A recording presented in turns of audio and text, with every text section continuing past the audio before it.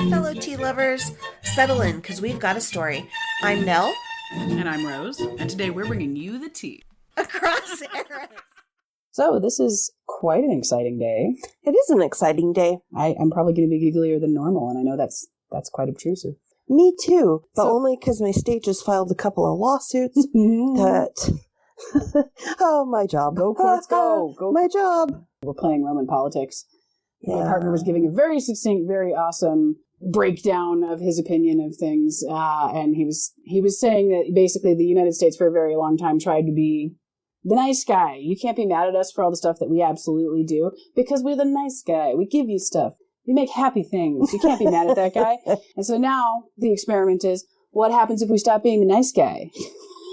I don't like being part of an experiment. It's Roman politics, because when you move in, you just scrap everything that existed before you, and you say it's my way or the highway, or the cross along the highway if I'm feeling vindictive that day.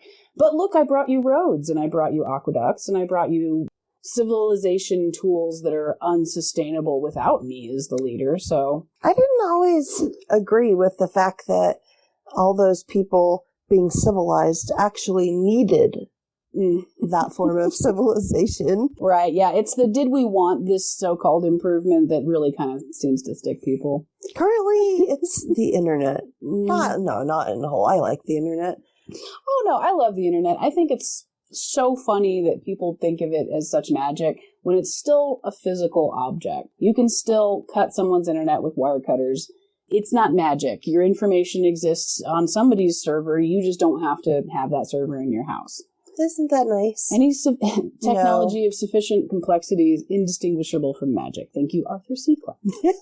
Okay, so why are you giddy and happy today? I am so giddy and happy today because we are testing out for the first time lapel mics, otherwise known as a lavalier mic.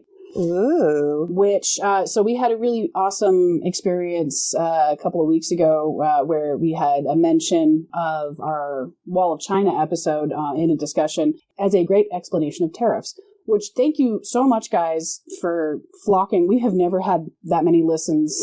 Oh, it's so fun. We felt like little celebrities for the evening, and we just really appreciate you guys. But we did get the very fair criticism that our sound quality sucks. We know. That's super true. We do our best, but we're learning the editing process and our tech process. We're not making any money from this. No. This is merely an emotional outlet, and we thank you for coming along on the ride. But it was a fair assessment, so we decided to up our technology game a little bit. So hopefully this improves things. I'm feeling pretty confident about it. I'm excited. Hey, speaking of tariffs, yesterday was the Super Bowl. It was an interesting game from my perspective, which is a perspective of I don't really follow the NFL. I prefer college football. And my perspective was I got the alert on my phone right before I was talking to someone at work because I work evenings. And I tried to be all cool and like, oh, hey, if you're an Eagles fan, have a great night. And the guy just kind of gets a little, you can hear the shamefacedness, like, well, I don't really follow the sports. The sports. I was like, oh, man, me either. I just actually just saw the alert on my phone and wanted to sound cool. Right. So I had mixed feelings because on one hand, I like Taylor's boyfriend and I like Taylor. On the other hand, when you start getting really good, people dislike you. Mm-hmm. And I know that you're just out there doing your job, but I didn't really want to see them win a third time. I've also, as an Auburn fan, have this weird, admiration of Jalen Hurts. So I was kind of feeling the Eagles. This house is an Eagles house purely because my partner's boss is an Eagles fan. And Makes when sense. the boss is happy, everybody's happy. But also, we really love his boss. So. I would have been fine no matter which team won. Mm-hmm. But what I wanted to see, of course, was a halftime show. It's Kendrick Lamar. I'm obsessed with Kendrick Lamar. I feel like I talk about him in every episode, so I'm just going to keep this short. You know, as every Super Bowl halftime performance is, people have opinions and they all feel the need to share them loudly online. And somebody said in a reply, there was somebody saying they couldn't understand a word he said. But in a reply, somebody was like, that's because he makes music for people who know what tariffs are. And yeah, that just made me laugh.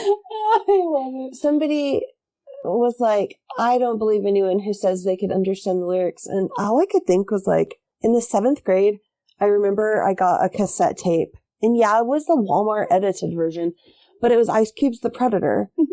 And so, like, I don't know if that doesn't sum up my music enjoyment. I don't know what does. Oh, man. See, I had a similar experience with Nirvana because that was what my brothers played. So yeah. that was clearly the cool kid stuff. And so we were allowed to bring tapes onto the bus, like in elementary school. If we wanted to. And so I had the In Utero album. And I was like, man, this is like my favorite thing. I love Plateau. You guys got to play. And then, of course, the flip side, which I somehow had never encountered. I think my favorite songs were all on the one side and everyone had carefully curated me away from the other. But there is one on that album that I'm not going to name, but refers to assault. And they didn't really think that that was something that they should play on the bus full of 7-year-olds. And, you know, as an adult, I get it, but I was super offended as a child. My sister got a cassette single, and I do not remember who it was. But so we lived in this really small town in Alabama, and the mall was like a 45-minute drive away. And in the olden days, you had to like convince your mom to drive you to the mall where you would use your saved lunch money to buy something from a music store. So my sister had gotten some single. So a single, you would get like a single on one side, like something you'd heard on the radio, and then you'd have a B-side. And I guess they're listening to it on the ride home from the mall, and it automatically went to the B-side. And I don't know what the song was, but my sister got it taken away. Well, today's topics, I watch a lot of little documentary shorts during the day because it's a little bit maddening I have to pause anything that I'm watching every 3 to 5 minutes. It's very hard to keep track of a storyline.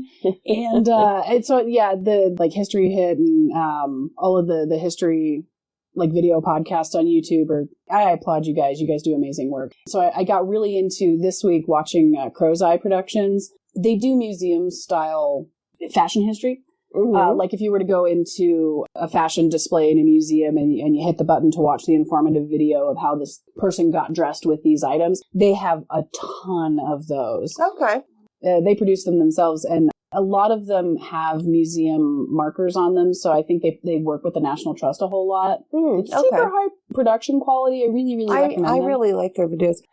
I don't go on YouTube a lot because I hate commercials. And I refuse to pay for it. Yeah, I'm not paying for it. I have way too many other subscriptions. But you've sent me some of them, and now they've been coming up on my YouTube. So yeah, I've been enjoying them.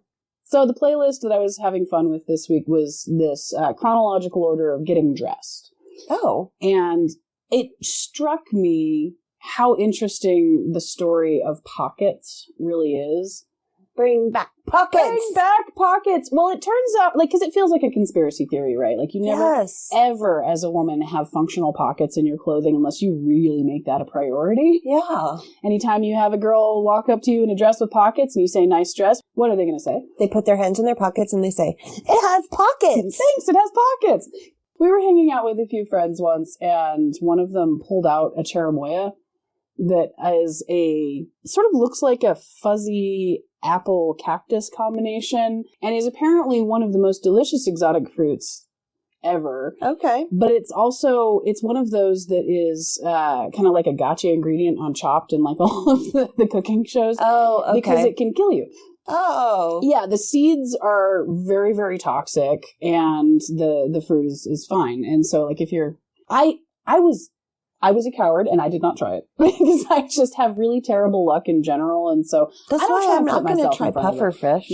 Yep, I know that so many people do so completely fine with things like that. I just understand if it's weird and stupid, it's probably going to happen to me. My palate is not that fancy, but I was so excited to just hang out and like see it in person. You know, you see it on TV, and so they were sort of just passing around so everybody could try. And the seeds, like, because you have to be so specifically careful about them, we were all watching them really closely, and the seeds are in like these little fleshy pockets. And so we passed to this one guy, and he kind of is digging around, and he's, nice fruit, thanks, it has pockets. It does have pockets. I was watching The Daily Show as well the other day, and Desi Lydic, why is it 2025 and I still don't have pockets? Well, I'm not going to say it's a conspiracy theory, but after kind of just paying a little bit more attention to it, it feels all conspiracy-ish. Ooh, I love a good conspiracy. Especially a low-stakes one like pockets. Because pockets are so much more present in history than I really had ever clocked. Mostly what I found is when you don't have pockets, it's when you're trying to look rich. The very earliest in the chronological videos that I was watching, and a lot of these are based on English fashion, but it started with Roman-occupied Britain, and it made a big deal about the palla, which is a 3-meter long length of cloth. I actually have one that was a costume. Cool. That I was clearly wearing wrong.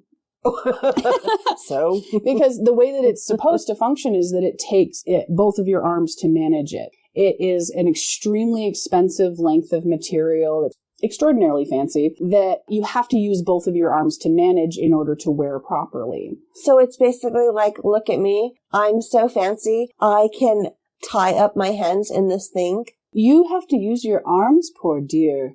What an existence that must be. It's dripping visible wealth. Please have my manservant, Wilford. But no pockets exist in that scenario because you have already spoken clearly to the world that you have people to carry that shit. Lame. So the next one was getting dressed in the 7th century. Okay. And this is where I was really kind of excited. Excited's the wrong word. I was surprised to find I feel like guys got real short shrift when it came to storage options. So the 7th century ladies, so this is after the Britons decided they didn't want Romans around.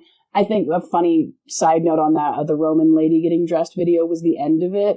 It was like, this beautiful fashion based on the stolen labor was not only unsustainable, but it was completely unsustainable. And so eventually the Britons got very tired of carrying around the palace ladies' stuff. So the Britons kicked the Romans off the island, and the Angles and the Saxons are migrating over and creating Anglo-Saxon societies. So when the lady's getting dressed, she has, in the 7th century video, a pouch, but it was a really interesting open ringed pouch. Okay. It's important in an archaeological sense because that's why we know it exists, because the ring is what survives, and then you have fibers attached to it. But it's also just really interesting in terms of functionality because you can just reach in and grab stuff. Mm-hmm. And what it is it's tied on as like a mid-layer because you're belting your kirtle, which is the dress that goes over your shift that's kind of like your daily wear and your nightwear. Mm-hmm. And you're belting that with your purse on the belt, and then you're wearing a surcoat over it. And so it's not something somebody can reach in and grab stuff. It's completely functional for you, but it's protected. It's like an inside pocket. Yeah.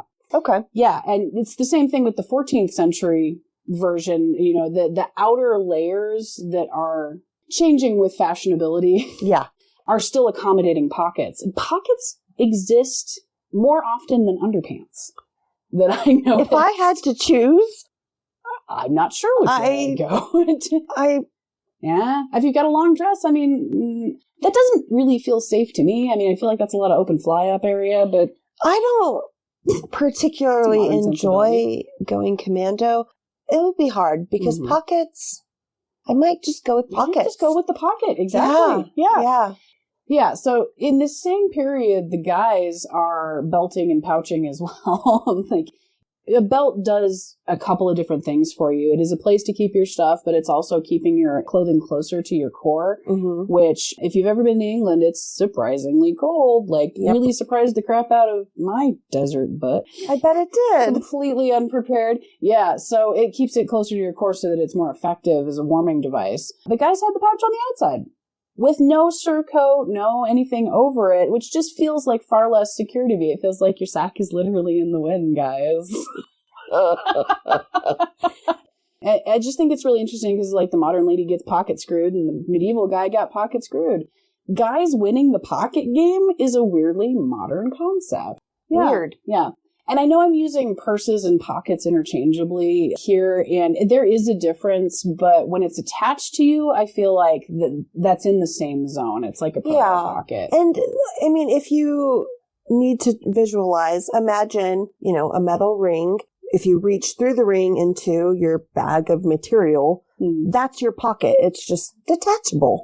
Right, because everything needs to be detachable, because everything needs to be replaceable. Permanency is harder. Yeah. I also just motioned it all out with my hand, so sorry, that wasn't helpful. I always talk with my hands too. I'm physically trying to keep my hands away from the chest mic. Same.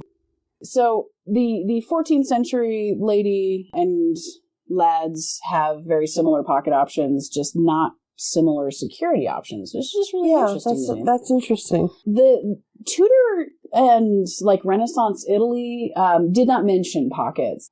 The Northern Renaissance dressing video didn't either.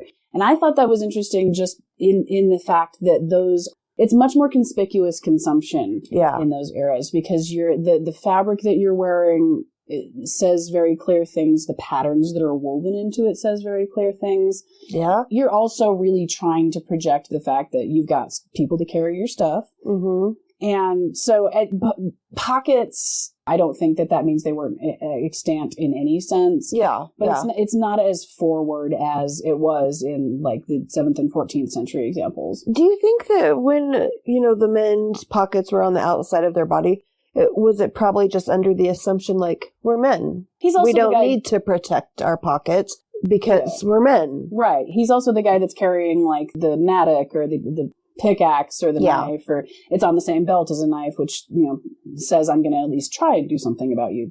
Right. So I think that's accurate. Absolutely. So when we get to the 18th century, I think it's probably my favorite example of pockets, because it's so built in to the design. And so when I was saying earlier that pockets are a lot more common than underpants, this is what I'm talking about. Okay.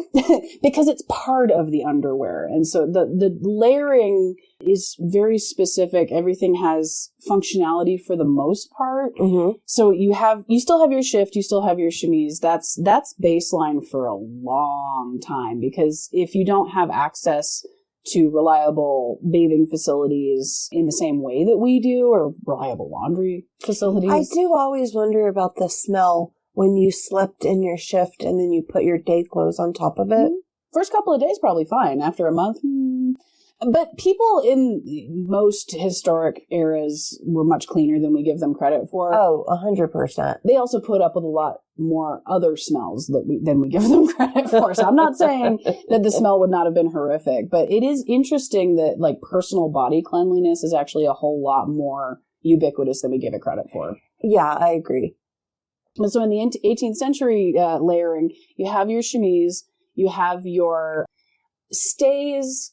It's not a corset, but it looks like a corset. So stays are more something that is meant to stiffen your material that you're layering over it, and it's supposed to create a supportive line for the garment you're putting on over it. Okay. So it looks like a corset, but it's a functioning corset for your clothes. Right. No, it's a corset for you too. Yeah, but it's actually it's more to shape your clothing. Same with the bum roll. That thing.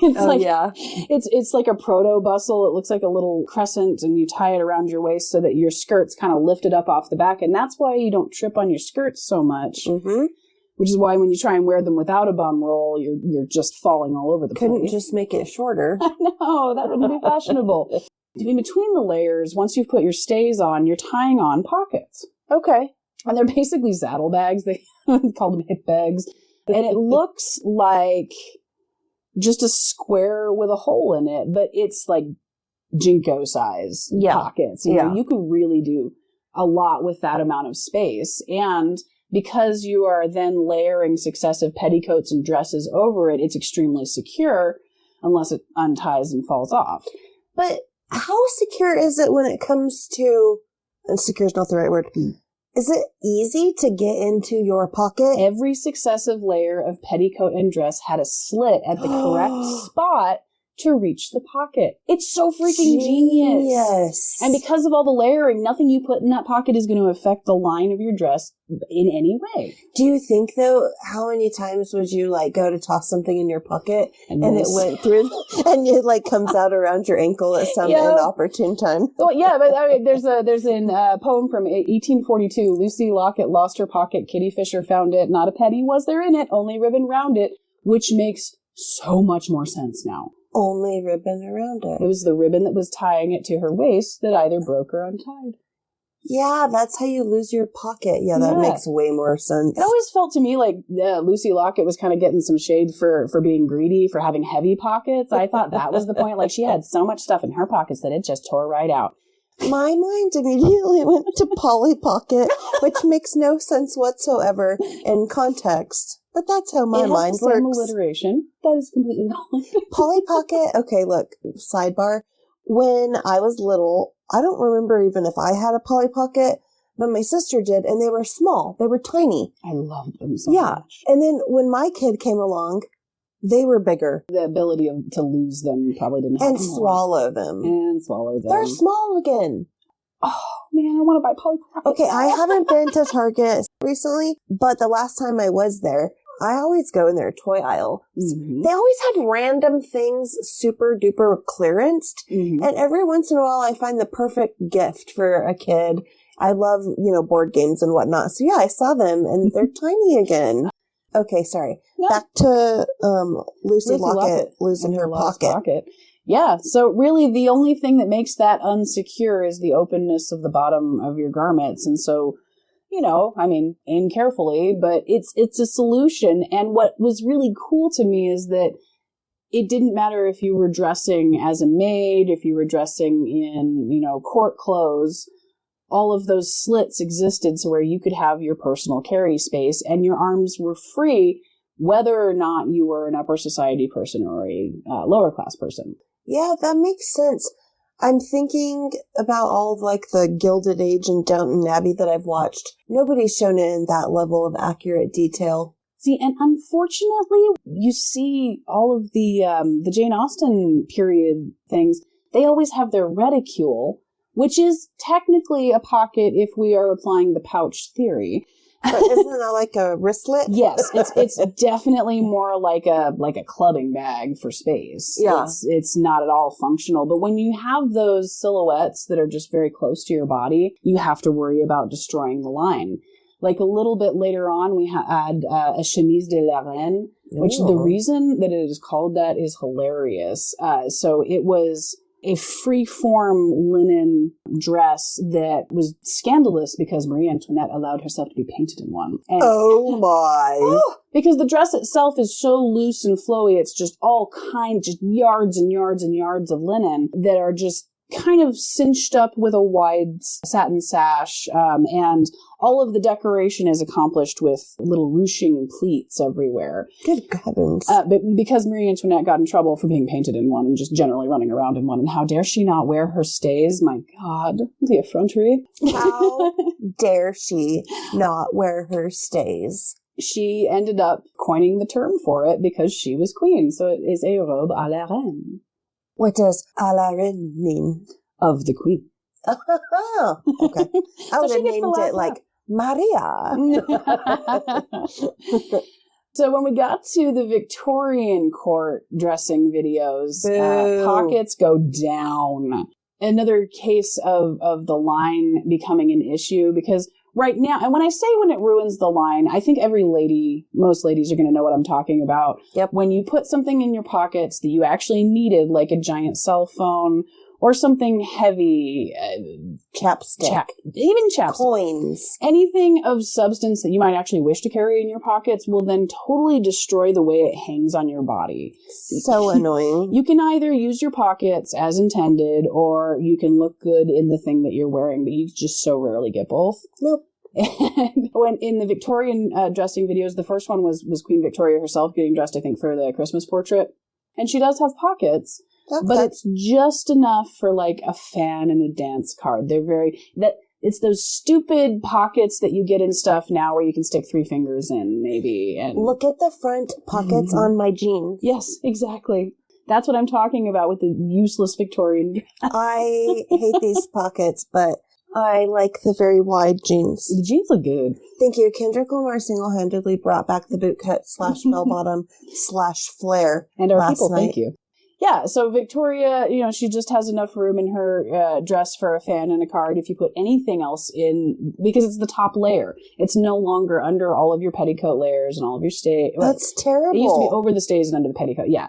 and then you're putting the dress over it. And so because the pocket has moved to the outside layer, anything useful that you put in it is going to ruin your aesthetic. So you have to choose. And, well, she's fancy, so what did she choose? Well, she didn't have to carry her cell phone around. She is still projecting the aura of people carry my things. Boo. Mm-hmm. This was a bad choice in history, and we need to rectify that immediately. When you get back to people that are actually trying to do a thing or two with their day that don't involve, signing paperwork, you get the pockets back. Thank goodness, because how are you supposed to carry around, like, your keys and some spare candlesticks and whatever else you might need during your day? And I'm sure, the argument, purse takes over. No, the purse does not take over. Having both of your arms free and your stuff safely on your body. If I had the choice of functional pockets or a purse, it would be functional pockets. And I have super fun bags, but yeah. We get the suffragette dressing video. That also made me think of the Jinko pockets. And it was kind of a blending of the Victorian in that the pocket is in the outer layer. Okay. But it's in the outer layer of a sturdy walking length skirt, and it's an extraordinarily deep pocket. That helps. Yeah. And so anything that's weighting that type of line down is actually helping it and is thus much more functional. Yeah, absolutely. Yeah. I also love the end of that one because she puts her little sugar hammer in her very deep pocket because she's off to create some mischief for the people that ignore the little guy. What's a sugar hammer? A sugar hammer is what you use to break up peanut brittle, but also possibly windows. Ooh, naughty. Sidebar, if you've never seen the movie Suffragette, Helena Bonham Carter and Michelle Williams and several other fantastic people, it is a gorgeous story. But I thought it was cute that they had and this is her dainty piece of destruction that she hides in her functional pockets. Nice. Shout out to people who are willing to fight for what's right, even when they might not live long enough, even a natural long life, to see the results of it. Thank you, ladies. It takes a lot of courage to sacrifice for a plan that you won't be able to see the end of. The World War I voluntary aid detachment nurse uniforms were super interesting. And they absolutely include pockets. I'd hope so. They were interesting for a lot of reasons, but they were hotly debated like any ladies' uniform in that era was, because it was seen as the responsibility of the organizers that were giving them those uniforms to maintain their femininity and maintain their dignity as ladies and delicate, protection-worthy members of the race. In the middle of a world war, that is also what I am absolutely concerned about. Mm-hmm. But womp, womp. But it is quite functional, and they made the point in the dressing video, again, shout out to Crow's Eye, that only women that had a private income could afford to volunteer as frontline nurses. And so it was the first time a lot of these ladies were out of fashionable clothing, because if you have a private income, you've been raised with the expectation of fashionability. It's part of your persona as the upper class. Why did they have to have a private income? Because it's not paid. It's a volunteer service. Oh, that makes sense. Okay. Yeah, no, nothing is paid for, but if you show up and you want to help, then you can be part of this service. Okay. Yeah, but it was the first time a lot of these women were experiencing clothing that was made for pure functionality rather than any kind of fashionability. I bet it was hard to go back. I'm sure. And because it had to be very, very functional, pockets abound. Pockets. And so the point through all of this was, it was so interesting to me, first, that pockets are not, we've never had them in ladies' clothing, and that's just, that would be terrible if that was true. But the sort of in again, out again of functionality versus pretty being the forefront of the issue, I think that bothers me more because we've had good solutions and we've had good solutions taken away. And it's hard to see something that you wish you could use in your daily life fall away because of what seemed like really frivolous reasons. The Industrial Revolution changed how fashion is presented because you have so many elements that you're creating in your own household or in your own neighborhood or in your own town until industrialization, where mass production means mass fashion. And so mass fashion taste, you suddenly have the eye in the sky deciding that you probably want to look rich, my lady. I've got you. But we took away the pockets. I am of the age and mindset where I'd rather dress for comfort. Mm-hmm. I definitely don't want to look rich. Would I want to wear one of those ball gowns from like Dolce & Gabbana's Alta Moda or whatever walk that they do? Absolutely. Sure. But I wouldn't even save it for a special occasion, y'all. I'd be wearing it right now to record. Doing it Friends style, having a beer in the wedding dress, watching TV when all three of them are going. Absolutely. I think that applies to clothes as it does to cosmetics. You bought it to use it. Have fun. Yep. All right. Remember, viva la pockets. Pockets or bust. Yep. Give us a like, give us a follow, and thanks for listening. See you next time. Bye. Bye.